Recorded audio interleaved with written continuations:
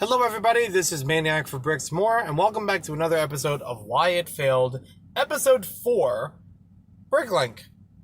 I still use Bricklink as a buyer, and when I started using Bricklink, I was a buyer, but there was a period, I think around 2014 or so, where I started using it as a seller.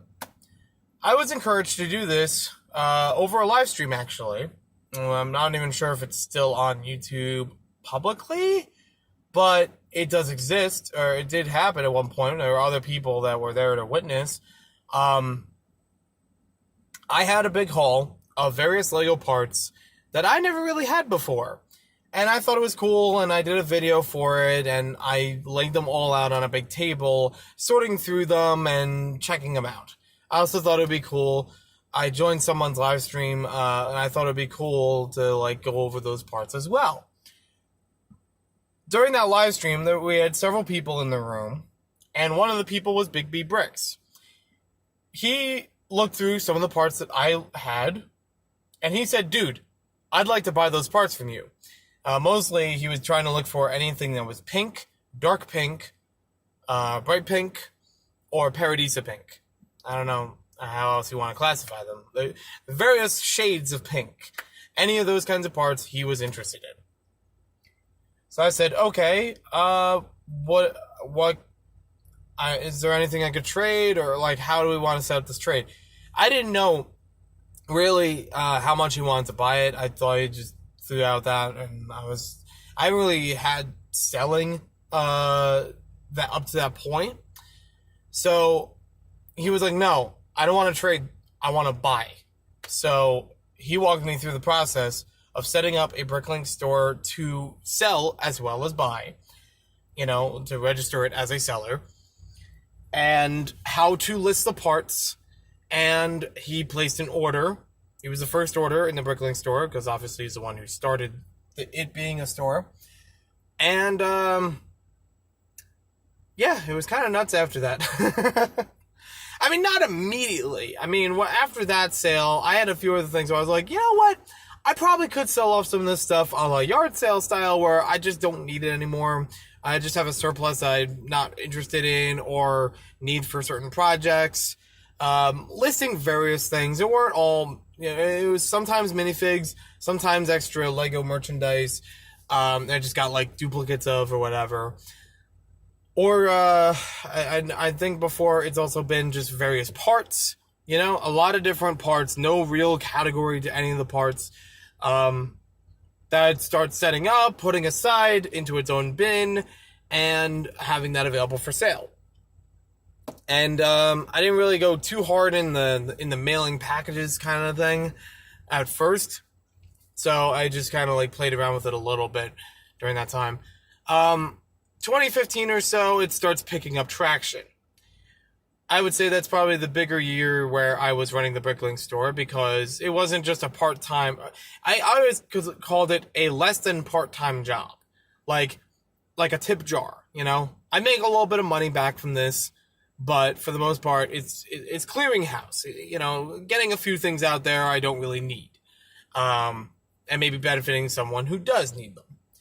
And there have been plenty of people in the Lego YouTube community that have stopped by, picked up some parts, hopefully, and helped with their mocks. So there came a point where I was a little more serious about it, where I would actually pick up sets from the stores that were usually on discount. I was already watching a couple of series on YouTube from Bricks on the Dollar, Mardi Gras Man 2-3, and Brickstar, and I think to some extent Big B Bricks as well, that shared more information about Bricklink selling. Kind of more in general, not necessarily how they do it or every trick of how they do it, but enough to say, oh, this is where everything is, and how to set things up and how to organize it and whatnot. During that time, I started to get a little bit more. I was buying more sets that were related to flipping them. So it wasn't a lot of yard sale mentality anymore. It was actually let me get this for a profit. Not a huge profit, but something more than what I paid for it. Hopefully something that that could kind of help with buying future things, you know? And not everything happened that way. I would part out sets, and I wouldn't get to sell off everything from the entire set. I'm sure pieces are still floating around to this day, years and years later. But it was a bigger focus that way. Even to the point where I was already doing a lot of LEGO reviews, buying a lot of newer sets for those reviews, regardless of the size or price of the set. And I had a thought of, what if I tried to flip these sets after making the review for them? Like, if I really didn't need the parts or figures or whatever components from the set, I could break that up and make some money back so that I'm not spending too much money on just reviewing. I'm making that back so I can, use that for other reviews or just keep a little bit more back on me. Sounded good. There was even some money that I used when making Bricklink sales. I would put it into other Bricklink stores. Like, I would buy other stuff that I couldn't find normally through Bricklink. So it also seemed like a good idea, but didn't always work the right way. And I'm not saying me talking about it now makes it any smarter. There were definitely a lot of errors with that, and I fully acknowledge that. I didn't handle it right. So as I was going through it, I would buy sets, review stuff, and then try to part them out, flip them. In some cases, if I did it too soon, the parts listing wouldn't be available on Bricklink yet, so I couldn't put up the whole set all at once. I would have to do intricate pieces of the set. I remember doing a video, probably on here actually, it's either here or Maniac4Bricks, where I went through the part out of the double-decker couch set, just out of curiosity. Because I had to do it almost individually by part. They didn't have the whole thing ready for parting out at once.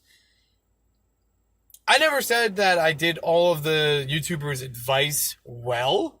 I would definitely listen and I would try to take some notes, but there was a practice. I just didn't have a practice to it that worked well. And with that, I was still in college.